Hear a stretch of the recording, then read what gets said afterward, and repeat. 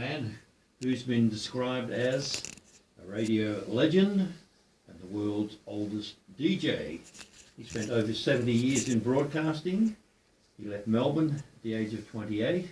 He's now returned at the age of 102. From Melbourne to Tangiers to Thailand, Hong Kong, Brunei, London. Just some of the places where my guest worked in broadcasting, but it was Bangkok where my guest spent around 50 years on air, successfully establishing an English-speaking commercial radio station or radio program on a commercial station that became part of Bangkok's early morning fabric, and it was heard just about everywhere in Bangkok. And Jim's radio career, my guest name is Jim Davison, and his radio career began at 3UZ in the 1930s and it finished in Thailand just a few years ago. So I must say, with some degree of humility, I say welcome to my special guest, Jim Davison. Welcome to Radio Eastern, Jim. Well, thank you. Thank you very much, David. It gives me much pleasure to be here with you. I never thought when I finished my job in Bangkok last June, I'd be back before the microphone again. So thanks for giving me the opportunity and also the chance to bring some of the music in that I like. And I'd just like to mention that my part of the program is completely unscripted ad lib, so please forgive any mishaps which may occur.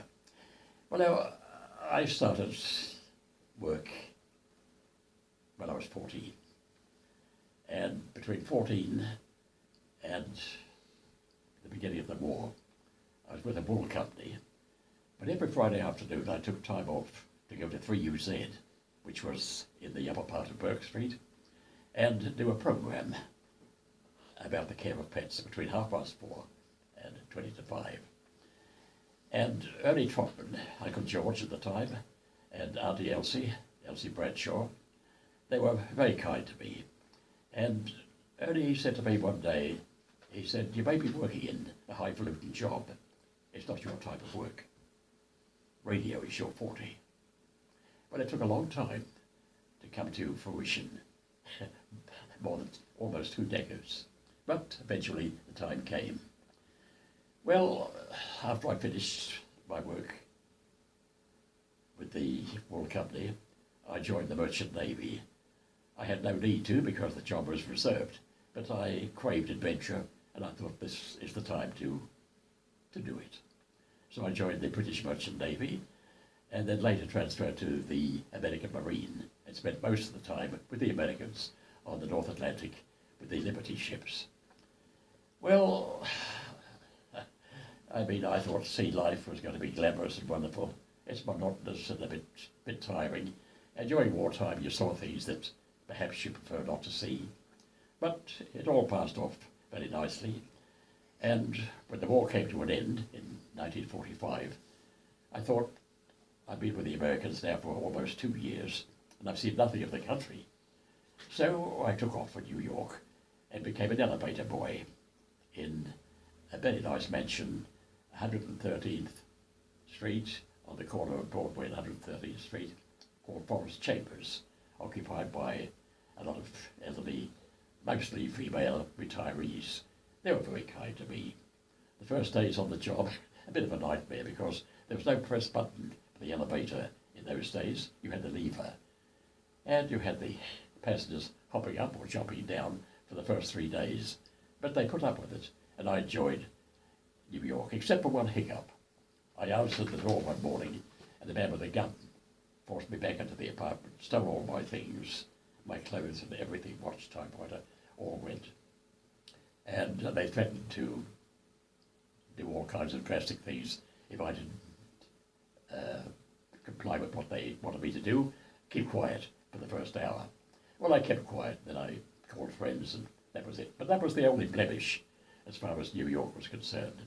I was very happy there, and I thought, well, after the year was up, this is it, I'll go to London.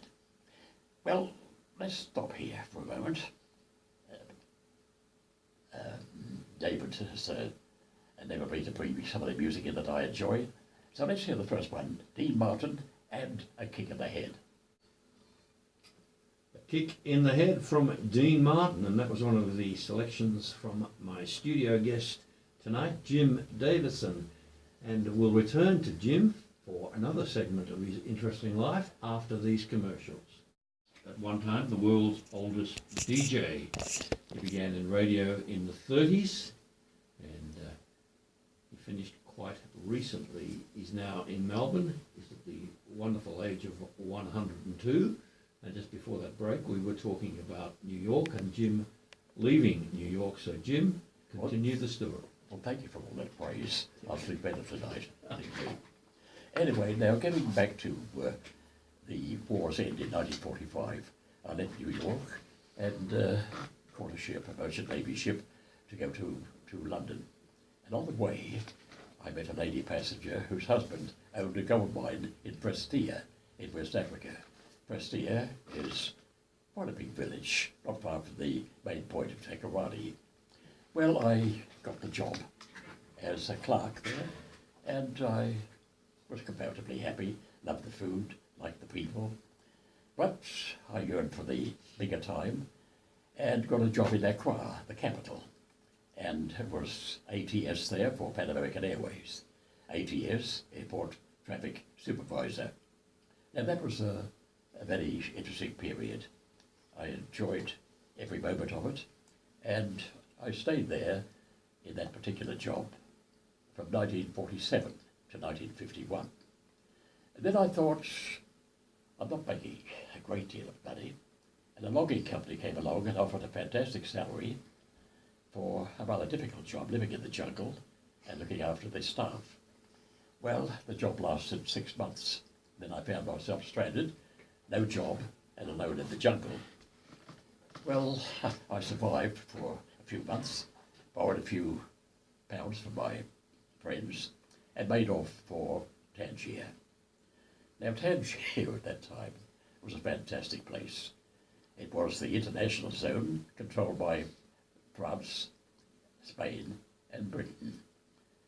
The kind of a place you could go out and go to a lollipop shop and buy gold for $34 an ounce. Well, you could go to bed with a horse if you wanted to. No matter what you wanted, it was there. Barbara Hutton, the Woolworth millionairess, had a mansion in the Casbah. All kinds of people, Tennessee Williams and the whole lot of them, were all heading for Tangier at that time. And it was a wonderful spot. And I found myself doing something that I never thought I would do before. A woman came in to the late night show that I had, and she said, I've got a particular record I wanted played at this particular time, 10 to midnight. I said, all right. No reason why it can't be played. It was Ain't Misbehavin' by Fats Waller. She came after that 2 or 3 times a week, and I said to her, why do you play these records at a certain time at night time? You asked me to play them. I do, I'm happy to do it. But what's the cause? What's the reason? Well, she said, my husband owns a small fleet of smuggling ships. Those records you play are signals to the captain, my husband. If you play Fats Waller, he turns right. If you play Moonlight and Roses, he turns left, and so forth. So that went on for about 2 years, and I was earning as much money there as I was in my job. But it came to grief at the end, and, well, eventually I called it a day. You didn't make much money in Tangier, but you had a hell of a lot of fun. The next stop off was London. But now I've spoken a little bit too much. Let's have June Christie, one of my favourites, and one of my favourite songs too, Something Cool.